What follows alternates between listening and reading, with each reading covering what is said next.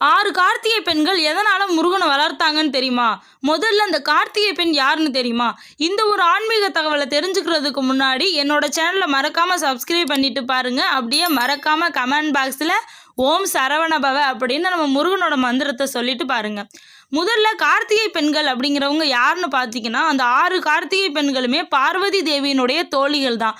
ஒரு நாள் சிவபெருமான் அவங்களுக்கு உபதேசம் புரிஞ்சுக்கிட்டு இருந்தார். அதாவது சில அறிவுரைகள் சொல்லுவாங்க பார்த்தீங்களா, அந்த மாதிரி சொல்லிக்கிட்டு இருக்கும்போது அந்த 6 கார்த்திகை பெண்களுமே கவன சிதறலாக இருந்திருக்காங்க. அப்போ சிவபெருமானுக்கு ரொம்பவே கோபம் வந்துடுச்சு, கோபப்பட்டுட்டாரு. அதனால அந்த 6 கார்த்திகை பெண்களுக்கும் ஒரு சாபம் கொடுக்குறாரு.